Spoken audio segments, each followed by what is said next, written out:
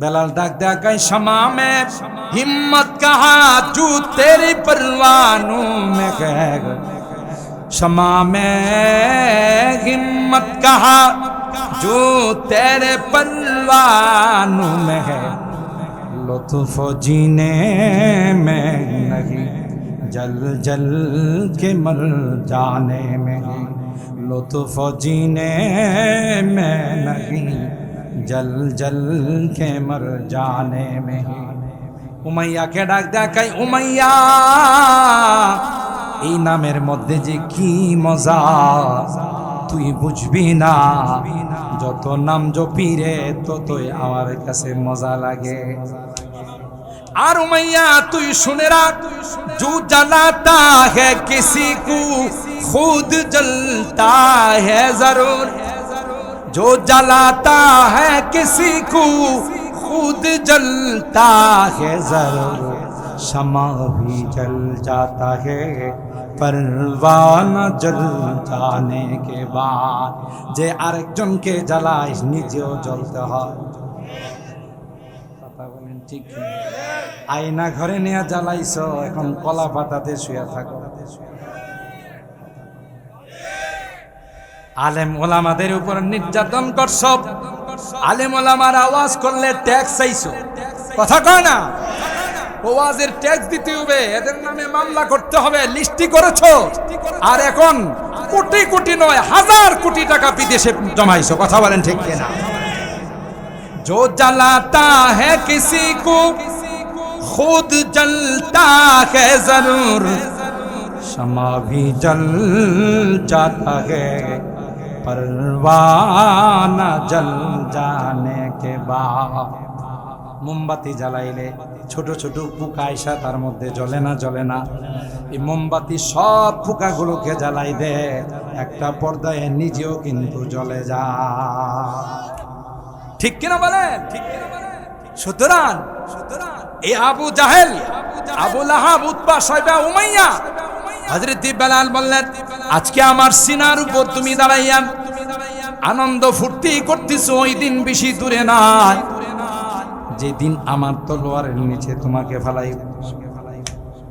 বদরের যুদ্ধে উমাইয়াকে দেখার সাথে সাথে বেলাল কয় ইয়া লাল আনসার, এ আনসারি ভাইরা কোথায়? উমাইয়াকে সামনে পেয়ে গেলাম, উমাইয়ার গলার মধ্যে তলোয়ার চালায় আর কয় উমাইয়া বলছিলাম না যে এক মাঘে শীত যায় না, কথা বলেন ঠিক কিনা? উমাইয়া কিন্তু তোমাকে বলে দিয়েছিলাম এক মাঘে শীত যায় না, কথা বলেন ঠিক কিনা? এটা মুসলমানের দেশ, এটা কোনো বিধর্মীদের দেশ নয়, এদেশে মূর্তি থাকবে রাস্তায় রাস্তায়, এটা কোনোদিন হতে দেওয়া যায় না, কথা বলেন ঠিক কিনা? এক মূর্তির জন্য আন্দোলন করে হাজার হাজার উলামায়ে কেরাম জেলে ঢুকেছিল। আল্লাহ কয় আলেম উলামারা সবর কর, ওই একটা মূর্তিও বাংলাদেশে থাকবে না, কথা বলেন ঠিক কিনা? বুঝতে হবে মালিকের কারবার, ঠিক কিনা বলেন? মুসলমানের দেশে মূর্তি থাকবে এটা কোনোদিন হতে পারে না, ঠিক কিনা বলেন? বিজাতিরা তোমাদের মাঝে সৃষ্টি করে তোমরা যেন এক আর নেক হতে না পারো। ওয়ালা ইয়াখযিফান্না ফি কুলুবিকুমুল ওয়াহান,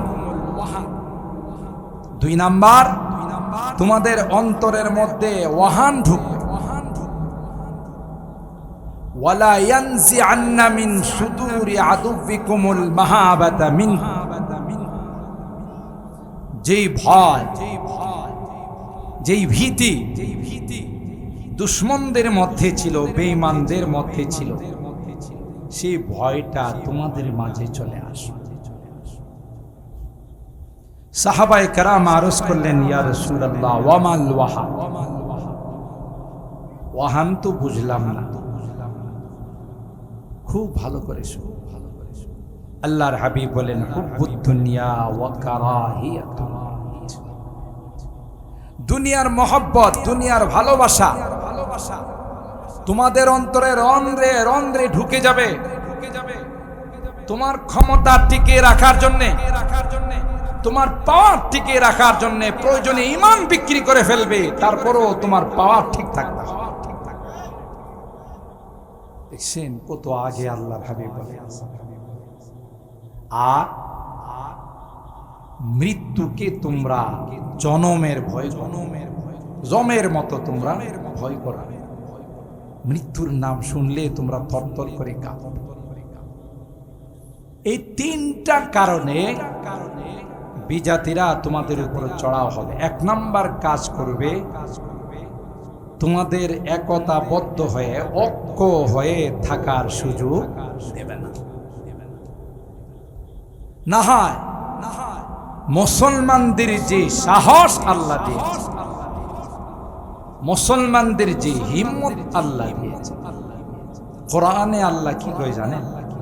একটা মুসলমান যদি সাহস নিয়ে দাঁড়িয়ে যায়, 10টা মালাউন 10টা কাফের তার সামনে দাঁড়ানোর সাহস পাবে। ইয়া আইয়ুহান নাবিয়্যু হাররিদিল মুমিনিনা আলাল কিতাল ইয়াকুম মিনকুম 20 সাবিরুনা ইয়াগলিবু মিআতাইন। 200 কাফের যদি মুসলমানদের ইনকুম তোমরা যদি 20 জন হও, 200 কাফের বেঈমান তোমাদের মোকাবেলা করার সাহস পাবে। কে বলছেন? মুসলমানদের সাহস কম না বেশি? আমি রাজনৈতিক কোনো আলোচনা করতেছি না, বুঝার জন্য। আমাদের দেশে এক সময় যারা বর্ডার রক্ষী ছিল তাদেরকে বিডিআর বলা হয়, তাই না? এখন নাম দিছি কি? বিজিবি। আমাদের নওজোয়ান বিডিআর যারা ছিল, বর্ডার রক্ষী বাহিনী যারা ছিল, এরা এতটাই চৌকস ছিল, এতটাই সাহসী ছিল, দুরন্ত ছিল, কাউকে পরোয়া করে। আপনাদের মনে আছে রৌমারী সীমান্ত, যারা অল্প বয়সের তারা হয়তো বলতে পারবে না। রৌমারী সীমান্তে রাত্রের আধারে আমাদের বন্ধুরা, যাদেরকে কলিজা দিয়ে আমরা ভালোবাসি, এরা হলো আমাদের পাশের রাষ্ট্রের বিজিবি সরকার। কথা বলেন ঠিক কিনা? এরা আমাদের বন্ধু। আমরা মনে করি আমাদের দেশ দিয়ে দিলেও তাদের বন্ধুত্বের হক আদায় হবে। কথা বলেন ঠিক কিনা?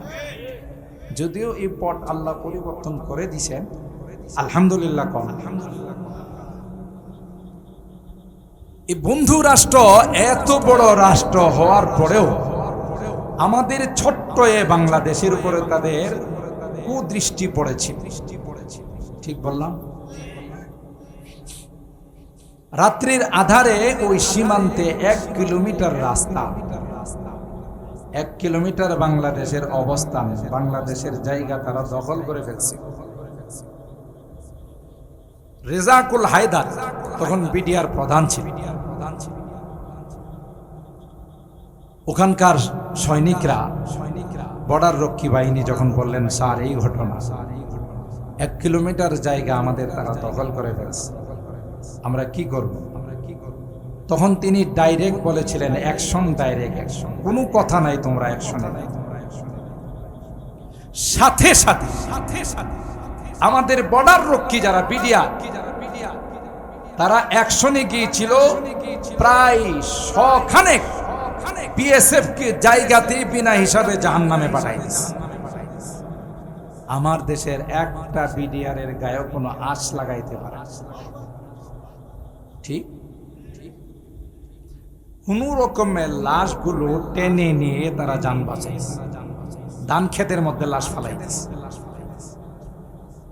খুব ভালো করে খেয়াল করি। তখন ভারত সরকারের টনক নড়ে গেছে।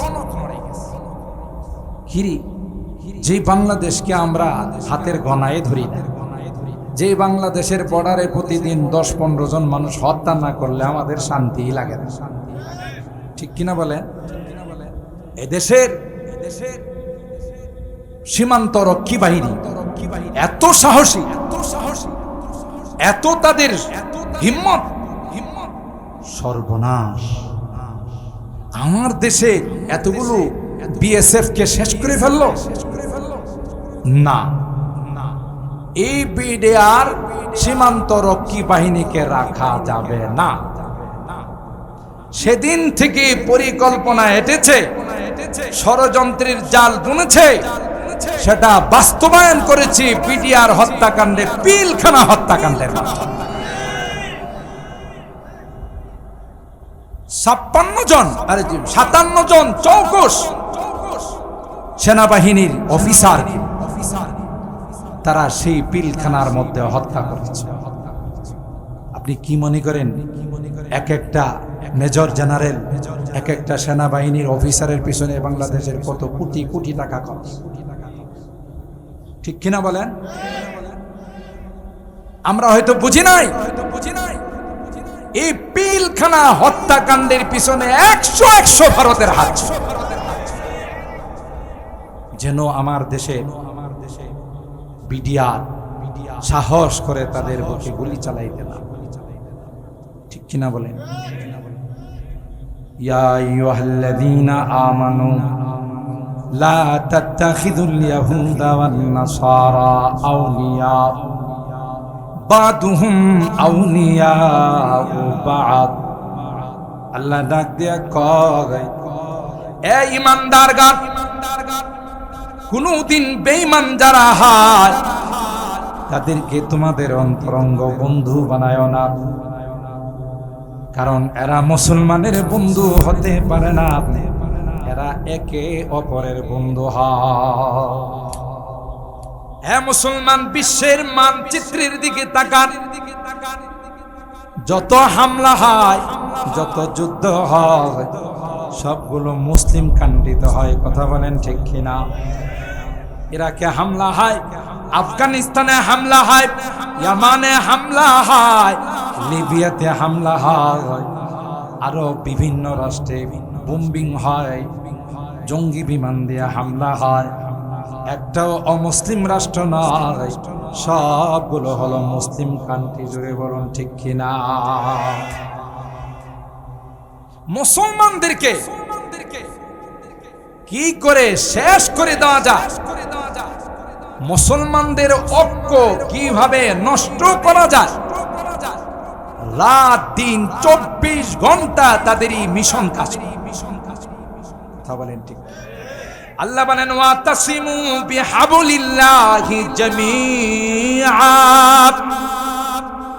আল্লাহ ডাক দেয়া কয়, না না, এক কোরআনকে কেন্দ্র করে, কোরআনের রুজ্জুকে যদি মজবুত করে তোমরা ধরে রাখো, গোটা পৃথিবীর দুশমনরা তোমাদের কোনো ক্ষতি করতে পারবে না। কি কেন্দ্রিক? কোরআন কেন্দ্রিক। আল্লাহ বলেন, ইসলামের লাইট আমি জ্বালিয়েছি। কে জ্বালাইছে? ইউরিদুনা লিইউতফিউ নূরাল্লাহি বিআফওয়াহিহিম ওয়াল্লাহু মুতিম্মু নূরিহি ওয়ালাউ কারিহাল কাফিরুন। আল্লাহ বলেন, গোটা বিশ্বের সকল বিজাতিরা মিলে যদি চেষ্টা করে ইসলামের লাইটকে অফ করে দেওয়ার জন্য, ইসলামের লাইটকে নিভিয়ে দেওয়ার জন্য, আল্লাহ কোরআনে কারীমের এই আয়াতে কয়, গোটা বিশ্ব এক হয়ে গেল, আমি আল্লাহর লাইটকে কেউ অফ করতে পারবে না। দায়িত্ব কে নিয়েছেন? দায়িত্ব জোরে বলুন, কে? আল্লাহ নিয়েছে। চেরাগেরা কে ইজ্জত বর ফরজাদ, চেরাগেরা কে ইজ্জত বর ফরজাদ, হারা কাছে দম জানাতেরি শাসে বসুজা। কবি ডাক দেয়া কয়, যে লাইট স্বয়ং আসমানের মালিক আল্লাহ জ্বালিয়েছেন, কেউ যদি ওই লাইটকে অফ করতে যায়, লাইট কোনোদিন অফ হবে না। যে অফ করতে যাবে সে নিজেই অফ হয়ে যাবে। জোরে বলুন ঠিক কিনা? ইসলামের এই লাইটকে অফ করার জন্য চেষ্টা করেছিল ইন্টারন্যাশনাল হারামজাদা নমরুদ। কথা বলেন ঠিক কিনা? নমরুদ ইব্রাহিম খলিলুল্লাহকে আগুনে নিক্ষেপ করে চেয়েছিল ইসলামের লাইটকে অফ করে দেবে, এবং অগ্নিকুণ্ড জ্বালালো। আকাশ দিয়ে যদি কোনো পাখি উড়ে যাইত, সেই পাখিটাও ভুনা হয়ে পড়ে যাইত। আল্লাহু আকবার। হযরত ইব্রাহিম খলিলুল্লাহকে সে আগুনের মধ্যে নিক্ষেপ করবে, কিন্তু কাছে তো যাওয়া যায় না, তাই চরখা বানালো। চরখাতে ইব্রাহিম খলিলুল্লাহকে টাইট করে রশি দিয়ে বাঁধলো, যেন ইব্রাহিম খলিলুল্লাহ চরখা থেকে পড়ে যাইতে না পারে। ইতিহাসের মধ্যে আসে হযরত ইব্রাহিম খলিলুল্লাহ যখন চরখাতে করে ফালানোর সিদ্ধান্ত হলো, যতই মেশিন স্টার্ট করে কিন্তু মেশিন স্টার্ট হয় না। সুবহানাল্লাহ, জোরে বলে। চরখা উপরের দিকে উঠে না। কি ব্যাপার? কোথাও কোনো ডিস্টার্ব আছে কিনা দেখা যায় না। না, কোথাও কোনো ডিস্টার্ব নাই। কারণ কি? তাইলে চরখা উপরে ওঠে না কেন? ওই কঠিন সময়ে মিস্টার ইবলিস তাদের সামনে উপস্থিত হয়ে গেল। নাউজুবিল্লাহ বলে। একটু আগায় যান, ওই যে পিছনে যারা বসে আছেন, দাঁড়িয়ে আছেন, একটু আগায় যান। মাশাআল্লাহ, সামনে জায়গা আছে, আসেন জিকিরের সাথে। লা ইলাহা ইল্লাল্লাহ, লা ইলাহা ইল্লাল্লাহ, লা ইলাহা। হ্যাঁ ভাই, তাড়াতাড়ি তাড়াতাড়ি সামনের দিকে চলে আসে, সময় নষ্ট না। লা ইলাহা ইল্লাল্লাহ, লা ইলাহা ইল্লাল্লাহ। अब तो रहे बस तादम आखिर विरद जुबाई मेरे इलाहा, ला इलाहा इल्लल्लाह, ला इलाहा। सब खुशियों को आग लगा दाओ, हमसे तेरे दिन शाद रहे। मुझको नजर से अपने गिरा दाओ, तुझसे फकत फरियाद रहे। ला इलाहा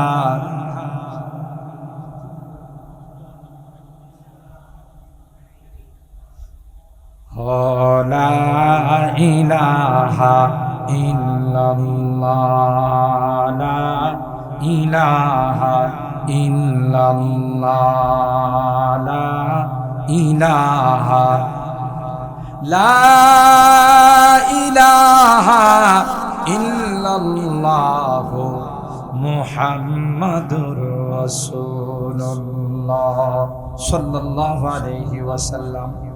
যখন কোনোভাবেই চরখা স্টার্ট হয়, তখন ইবলিস আসে। ইবলিস আইসা হারামজাদা নমরুদ রে কয়, এই মিয়া সবাই মিলে চেষ্টা করলো ওই মেশিন স্টার্ট হবে। আরো জোরে কন। ও কেন? তোমরা দেখো না, আমি দেখি। ফেরেশতা ধরে রাখছে, ফেরেশতা ধরে রাখছে। কোথায় ফেরেশতা তাড়ানোর উপায় কি? আগুন জ্বালাই দিলে যাইব? মশার কোয়েল ধরাই দিলে? তেলে ফেরেশতা তাড়ানোর উপায়। ফেরেশতা তাড়াইতে হলে পতিতালয় বানাইতে হবে, জেনার আড্ডাখানা হবে। আর জোরে নাও। কারণ যেখানে গুনাহ হয় ওখানে নূরের ফেরেশতারা থাকে। এই নমরুদ যুবক যুবতীদেরকে দিয়ে ওই শাহবাগের মতো জেনার আড্ডাখানা বানাইছে। কথা বলেন ঠিক কিনা? যেই জেনা শুরু হয়ে গেছে, বেবিচার শুরু হয়ে গেছে, ফেরেশতারা চলে গেছে। এখন স্টার্ট দিলে চরখা স্টার্ট। আমার ভাইরা, কিতাবের মধ্যে আসে আল্লাহ পাক ওই আগুন কি বলে দিলেন, আগুন আমার খলিল তোমার মাঝে কিছুক্ষণের মধ্যেই আসতেছে, সাবধান সাবধান। ইব্রাহিম খলিলুল্লাহকে জ্বালানো তো দূরের কথা, যেই রশিগুলো দিয়া ইব্রাহিমকে বাঁধা হয়েছে ওই রশিগুলোকে জ্বালাই দিবা, কিন্তু রশির নিচে একটা পশমকেও স্পর্শ করবা না। আল্লাহু আকবার। আবো আতিশ খাকো বাদা বান্দা, আবো আতিশ খাকো বাদা বান্দা, পেশে মাতু মুর্দাবা হক জিন্দা। আল্লামা রুমি রহমাতুল্লাহি আলাইহি বলেন, তোমরা বুঝো না আকাশের বাতাসগুলো, নদীর পানিগুলো, মাটিগুলো, আগুনগুলো সবগুলো হলো কার গোলাম। কার গোলাম? আমার কথা আপনার কথা শুনে না। যে পানি সমুদ্রে থাকার কথা, এই পানি মাঝে মধ্যে ছাদের উপর আসে না আসে? কার অর্ডারে? আরো জোরে বলতে হবে, কার অর্ডারে? আল্লাহ কই এই ২৫০০ মানুষ, নারায়ণগঞ্জের মানুষ, আমি আল্লাহ যদি অর্ডার দিই, শীতিলক্ষা নদীর থেকে, মেঘনা থেকে সব পানি এসে তোমাদের এলাকা ডুবাই দিবে, তোমাদের কিছুই করার থাকবে না। জোরে বলুন ঠিক কি না? কিচ্ছুই করার থাকবে। অর্ডার কার? আমার যদি অর্ডার হয়ে যায়, যেই বাতাস না হলে, যে অক্সিজেন না হলে 1 সেকেন্ডের জন্য তুমি বাঁচবা না। ওই বাতাসের মাত্রা যদি আমি আল্লাহ বাড়িয়ে দিই, তোমাদের একটা ঘরও থাকবে না, একটা বাড়িও থাকবে না। কার অর্ডারে? সুতরাং আগুনকে আল্লাহ অর্ডার দিলেন, আগুন না না, আমার খলিলকে জ্বালানো তো দূরের কথা, খলিলকে যেই রশি দিয়ে পেছানো হয়েছে, যেই রশি দিয়ে বাঁধা হয়েছে, ওই রশিগুলো জ্বালাই দিবা, কিন্তু খলিলের গায়ের রশির নিচের পশমগুলোকে স্পর্শ করবা না। কার গোলাম? আমার ভাইরা, চরখা দিয়ে যখন আগুনের মধ্যে নিক্ষেপ করে দেওয়া হলো, আগুনকে আবার আল্লাহ ডাক দিয়া কয়, কুল্লা ইয়া নারু কুনি বারদা ওয়া সালামান আলা ইব্রাহিম।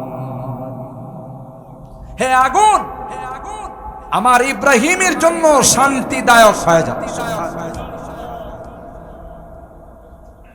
এবার নমরুদ অট্টালিকার উপর থেকে দেখবে আগুনে কিভাবে ইব্রাহিমকে পোড়ায়, কিন্তু আগুনে যাওয়ার সাথে সাথে আগুন ইব্রাহিম রে কয়, হুজুর এরা আপনারে অনেক কষ্ট দিছে, জালেমের দল, হারামজাদার দল, হুজুর আপনি কি খাবেন, হট কবি না ফুলকপি খাবেন? সুবহানাল্লাহ বলেন।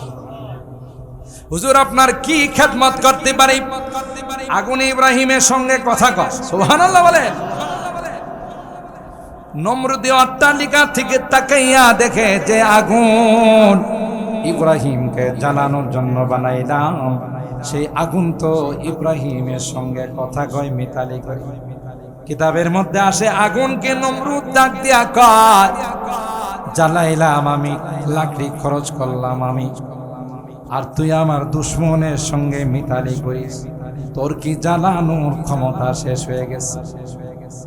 আল্লাহর কসম, আগুনকে আল্লাহ তাআলা জুবান খুলে দিলেন। সুবহানাল্লাহ বলেন।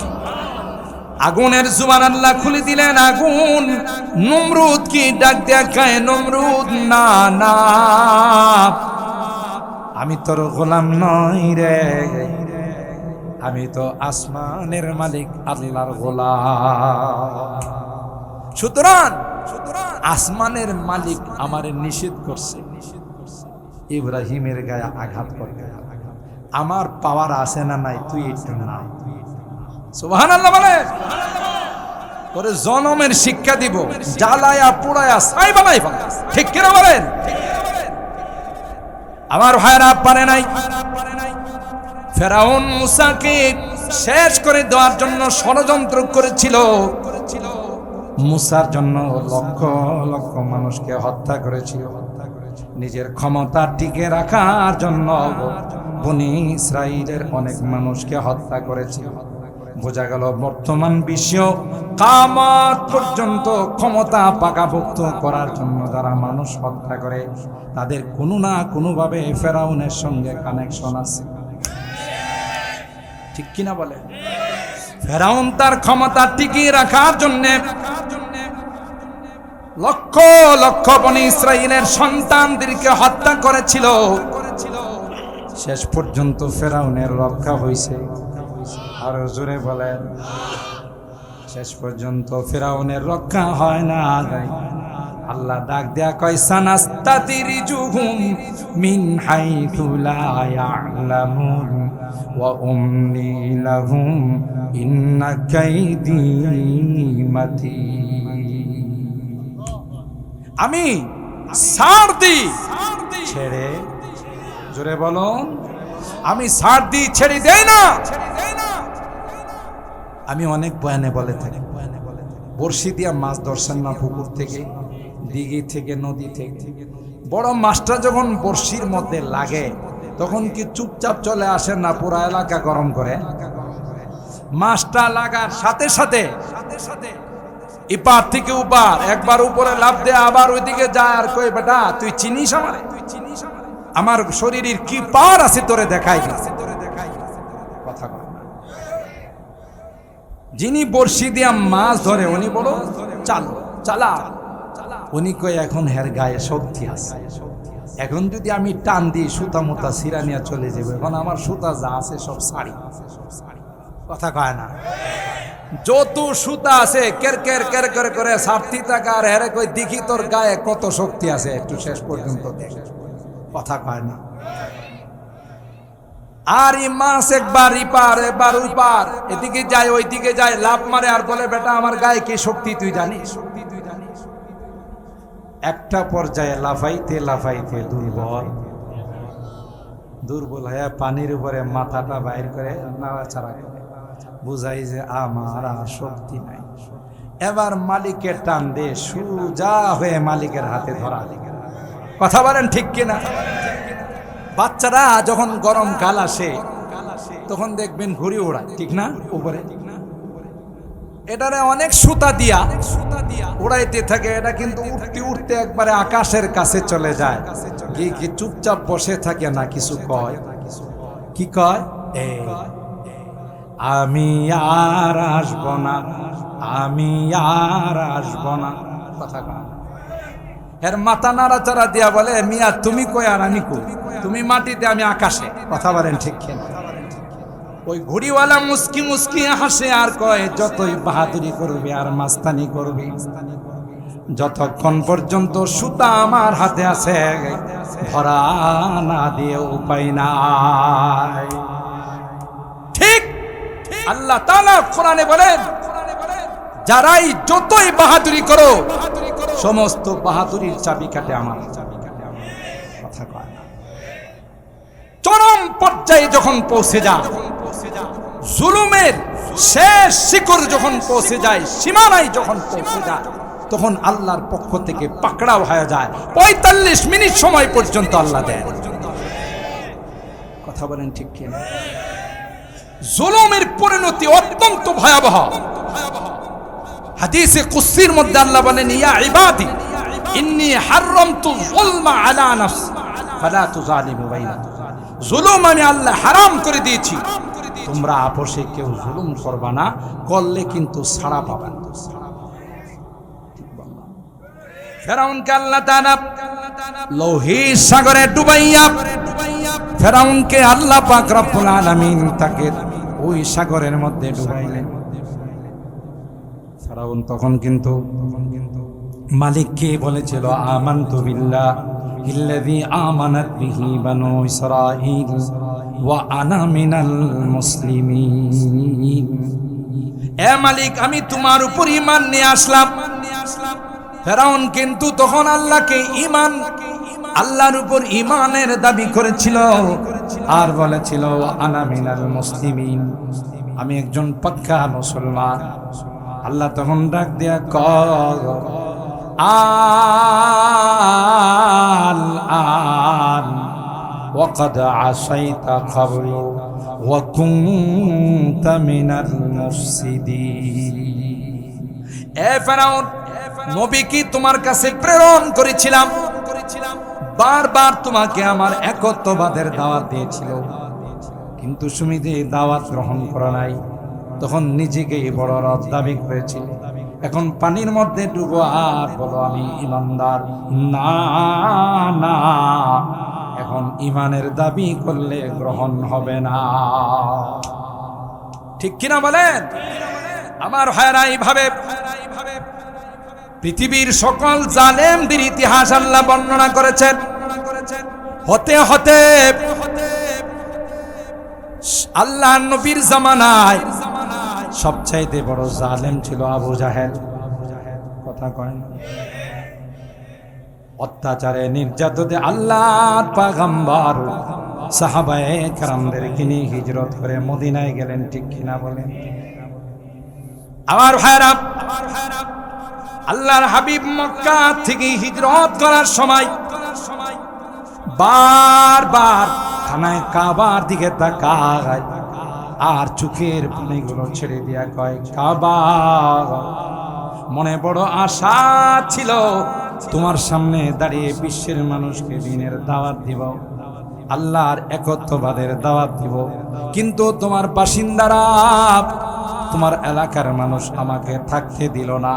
ওয়াদা দিয়ে গেলাম আবার যদি কখনো সময় হয় তোমার মাঝে আসবো রে, আবার তোমাকে রূপ করে নামাজ পড়ব।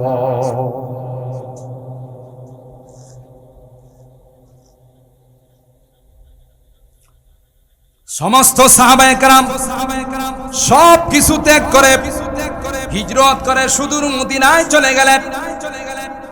এরপরও আবু জাহেলের গোষ্ঠীদের আফসোস যায় না, সিদ্ধান্ত নিল মদিনাতেও কাউকে থাকতে দেওয়া হবে না। 1000 সশস্ত্র যোদ্ধা নিয়ে 1000 কাফের মুশরিকদের সুসজ্জিত শত্রু বাহিনী নিয়ে আবু জাহেল সুদূর মদিনার দিকে রওনা দিল। বদরের প্রান্তে সাহাবায়ে কেরামদের কোনো অস্ত্র নাই, সাহাবায়ে কেরামের সংখ্যাও মাত্র 300। বলেন কতজন? মাত্র 313 জন।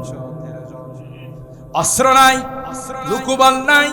পয়গম্বর হাত তুলে মালিকের কাছে কয় আল্লাহ, তুমি যদি চাও পৃথিবীর মধ্যে কেউ তোমার নাম স্মরণ করবে না, আল্লাহ আল্লাহ বলনেওয়ালা কেউ থাকবে না, তাইলে আমাদেরকে ধ্বংস করে দাও। আর যদি চাও এই পৃথিবীর মধ্যে মুসলমান থাকবে, ইমানদার থাকবে, তাইলে আসমান থেকে আমাদের উপরে গায়বী সাহায্য নাযিল করে দাও। নবীর দোয়া কবুল না ফেরত? আরো জোরে বলেন কবুল না ফেরত? আরেকটু আশা লাগবে, আরেকটু আশা লাগবে। মাশাআল্লাহ, এই যে জি জিকিরের সাথে তাড়াতাড়ি তাড়াতাড়ি আরেকটু চলে আসেন ভিতরে। মাশাআল্লাহ, হ্যাঁ ভাই মাশাআল্লাহ, তাড়াতাড়ি। আমার ভাইরা, আল্লাহ পাক আল্লাহর হাবিবকে ডাক দেয়া কয় হাবিব আমার, না না কোনো টেনশন করবেন না, আপনার হাতগুলো আমার আরশ পর্যন্ত চলে আসছে। সুবহানাল্লাহ। আপনি যুদ্ধের ময়দানে ঝাঁপিয়ে পড়ুন গো, প্রথম পর্যায়ে আমি আল্লাহ 1000 ফেরেশতা দিয়ে সাহায্য করব, দ্বিতীয় পর্যায়ে 3000 ফেরেশতা, চতুর্থ পর্যায়ে 5000 ফেরেশতা। সুবহানাল্লাহ, জোরে বলেন।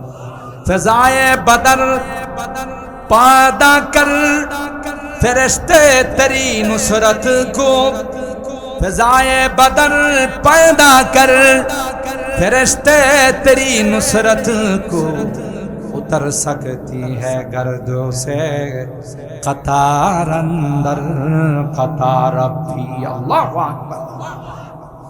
বদরের ময়দানে যে আল্লাহ মুসলমানদেরকে সাহায্য করেছিলেন সেই আল্লাহ তো এখন নাই, থাকলেও দুর্বল হয়ে গেছে। দুর্বল হয় না? আমার আল্লাহর কোন ক্ষয় লয় আছে?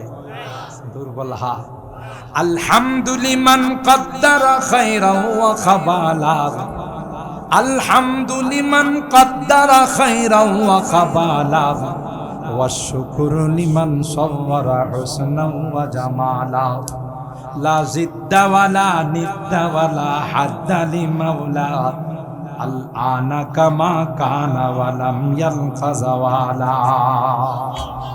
তিনি যেরকম ছিলেন সেরকম আছে, সেরকম থাকবে। সুবহানাল্লাহ বলেন। কিন্তু সেই বিশ্বাস আর ইয়াকিন যদি আমাদের মধ্যে থাকে, এখনো শত্রুর মোকাবেলায় আল্লাহ আসমান থেকে মুসলমানদের উপরে সাহায্য করতে পারেন, ঠিক কিনা? যদি দেখতে চান আফগানের দিকে তাকান। দুইটা বিশ্বের পরাশক্তি, রাশিয়া, আমেরিকা, দুইটা পরাশক্তি আফগানকে শেষ করে দেওয়ার চেষ্টা করেছে। সেই আফগানকে শেষ করতে পারে নাই। হাজার শক্তি প্রয়োগ করেও আফগান থেকে অপমানিত হয়ে লাঞ্ছিত হয়ে বিদায় নিতে। আজকে বিশ্বের মধ্যে আফগান মডেল। যে আফগানকে সন্ত্রাস বলা হতো, যে আফগানিস্তানের মুজাহিদদেরকে জঙ্গি বলা হতো, আজকে সে আফগানিস্তান দেখিয়ে দিয়েছে রাত্রে একটা নয়, দুইটা নয়, একটা মহিলা যদি চলাফেরা করে তাকে কেউ কিছু বলবে তো দূরের কথা, তার দিকে তাকানোর সাহস নাই কাহার। বুঝা গেল ইসলাম, কোরআন একমাত্র মানুষকে শান্তি দিতে পারে। এর বাহিরে কোন তন্ত্রে মন্ত্রে কোন তাগতিক আইনে শান্তি আসতে পারে না, ঠিক কিনা বলেন? মডেল দেখাই, কোন দুর্নীতি নাই। আজকে আমার দেশের এক একজনের ফুটেজ দেখলে, এক একজনের রিপোর্ট দেখলে দেশের হাজার হাজার কোটি টাকা বাহিরে নিয়ে জমাইছে, আর গ্লানিগুলো আমাদের উপরে চাপাইছে। কৃষকে পেঁয়াজ উৎপাদন করে বিক্রি করে 50 টাকা, আর আমার আপনার কিনতে হয়েছে 500 টাকা। কথা বলেন, মাঝখানের টাকা 450 টাকা কাদের কাদের পেটে গেছে?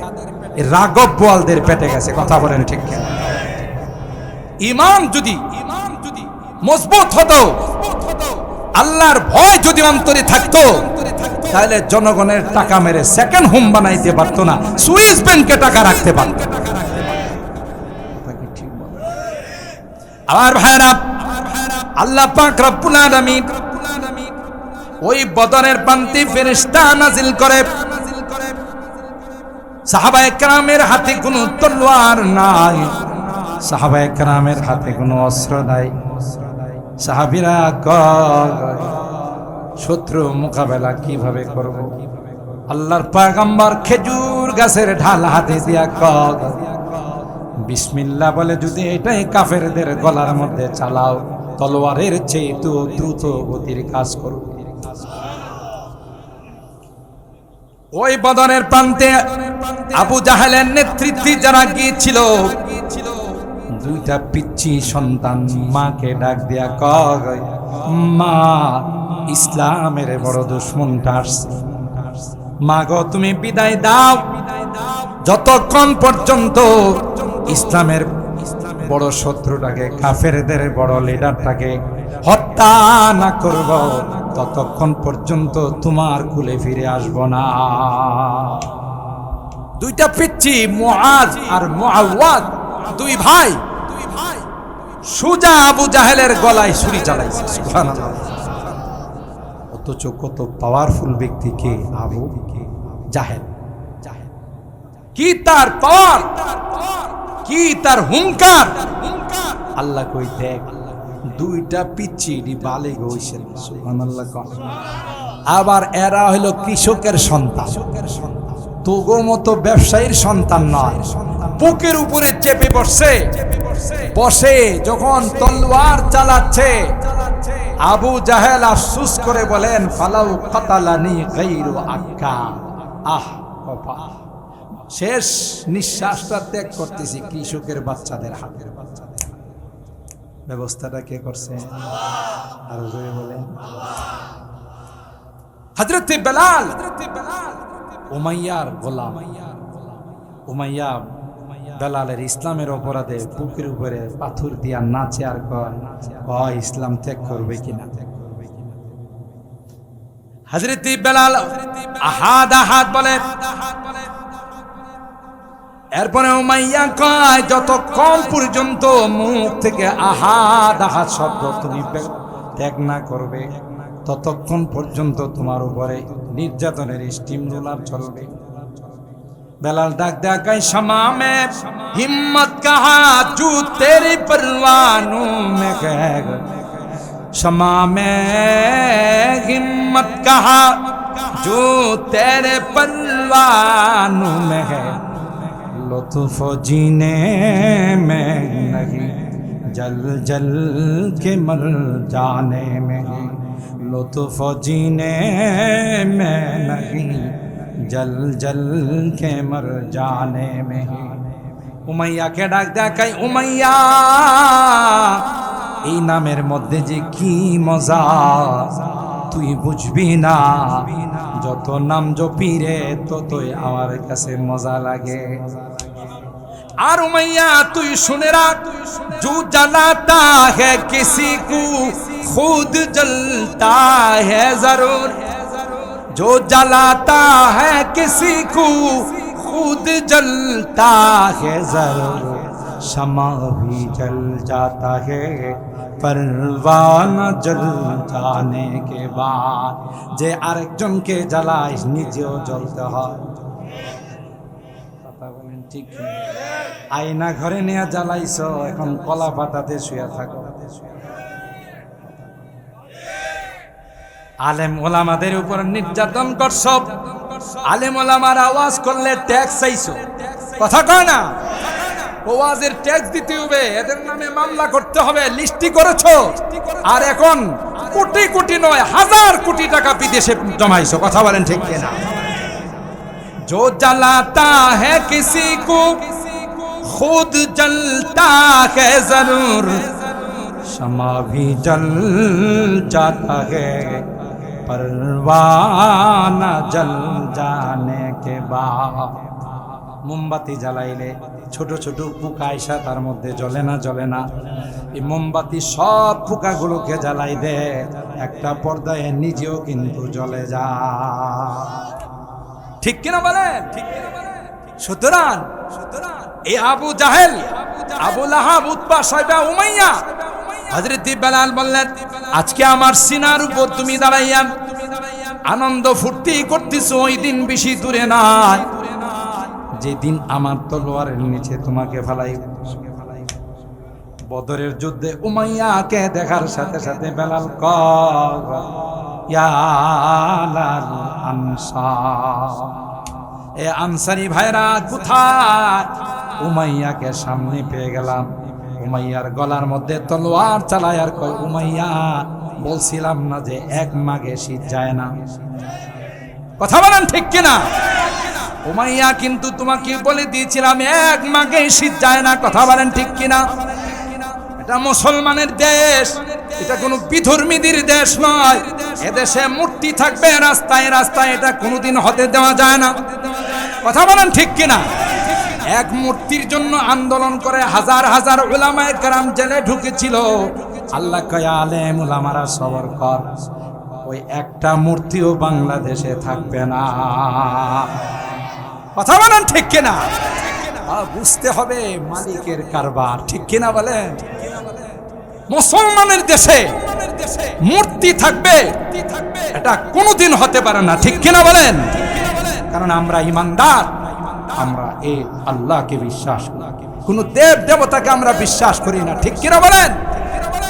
সম্মানিত সুধী, শুরুতে যে কথাটা আপনাদের খেদমতে আরজ করতেছিলাম, আজকে যদি বিশ্বের মুসলমান এক হয়ে স্লোগান দিত কোনো বাপের বেটার ক্ষমতা ছিল না আল্লাহ কিনে কোরআন কিনে নবী কিনে কটাক্ষ করার, সাথে সাথে তাদের জিহ্বাটা টেনে বের করে ফেলা হতো। কথা বলেন ঠিক? আমাদের মধ্যে একতা নাই। আল্লাহ বলেন এখনো সময় আছে, কোরআনের রুজুকে মজবুত করে ধরো, ওয়াতাসিমু বিহাবলিল্লাহ জামিআ ওয়ালা তাফাররাকু। ওই কথা স্মরণ করো, তোমরা যখন মূর্তি আর দেবতার পূজা করতে কাফের মুশরিকদেরকে আল্লাহ বলতেছেন যারা ঈমানদার হয়ে গেছে, ওয়াজকুরু নি'মাতাল্লাহি আলাইকুম ইদ কুনতুম আদা, তোমরা আপোষে একে অপরের দুশমন ছিলে, আল্লাহ বলেন ঈমানের সাহায্যে তোমাদেরকে ভাই ভাই করে দিলাম। সুবহানাল্লাহ। ওয়া কুনতুম আলা শাফা হুফরাতিন মিনান নার, আর এই অবস্থায় থাকলে তোমরা জাহান্নামের আগুনে জ্বলতে, আমি ওখান থেকে মুক্ত করে তোমাদেরকে জান্নাতের মেহমান বানাই দেব। সম্মানিত শুধু আমার এই বক্তব্যটা একটা শব্দকে কেন্দ্র করে ওলামায়ে কেরামদের ঐক্য পরিষদ, এটা সকলের জন্য দরকার। আপনি একটা চুল থাকলে এটাকে টান দিলেই ছিঁড়ে যাবে, 5টা চুল একত্রিত করেন তাই না আপনি শিখতে পারেন। এটা হলো একতার গুণ। সুতরাং আমি মোবারকবাদ জানাই, ধন্যবাদ জানাই এই এলাকার নবীন প্রবীণ ওলামায়ে কেরামদেরকে, যারা এই সুন্দর ঐক্য পরিষদ কায়েম করে আপনাদের পাশে দাঁড়ানোর জন্য একটা প্ল্যাটফর্ম তৈরি করেছেন। আপনারা যদি তাদেরকে মহব্বত করেন, ভালোবাসেন, আর তাদেরকে যদি সময় দেন, মনে রাখবেন নায়েবে রাসূল উলামায়ে কেরাম ওয়ারাসাতুল আম্বিয়া, এরা যেমন রুহানি মেহনত করে, মানুষের রুহের উপর যেমন তারা খেদমত করে, জাগতিক খেদমত, জিসমানি খেদমত যখন যেই সময় আসে, সবার আগে যাদেরকে পাবেন এরা হলো উলামায়ে কেরাম। বন্যাতে পাবেন উলামায়ে কেরামদেরকে, দুর্যোগে পাবেন উলামায়ে কেরামদেরকে, করোনার মধ্যে পাবেন উলামায়ে কেরামদেরকে। এটাও বলে যায় যদি কোনোদিন এই দেশের মাটিতে কেউ হামলা করে, সবার আগে যারা জান দেওয়ার জন্য প্রস্তুত হবে তারা হলো উলামায়ে কেরাম। কারণ উলামায়ে কেরামদের কোনো সেকেন্ড হোম নাই, বিদেশে কোনো বাড়ি নাই যে উড়াল দিয়া চলে যাবে। কথা বলেন ঠিক কিনা? সুইস ব্যাংকে উলামায়ে কেরামদের কোনো টাকা নাই, এদেশে জন্মাইছে, এদেশেই তাদের মৃত্যু। কথা বলেন ঠিক কিনা? আর উলামায়ে কেরামদের সাথে যারা চলবে, উলামায়ে কেরামদেরকে যারা ভালোবাসে, আল্লাহর হাবিব বলে গেছেন আল মারউ মা মান আহাব্বা, দুনিয়াতে যে যাকে ভালোবাসবে তার সঙ্গে তার হাসর হবে।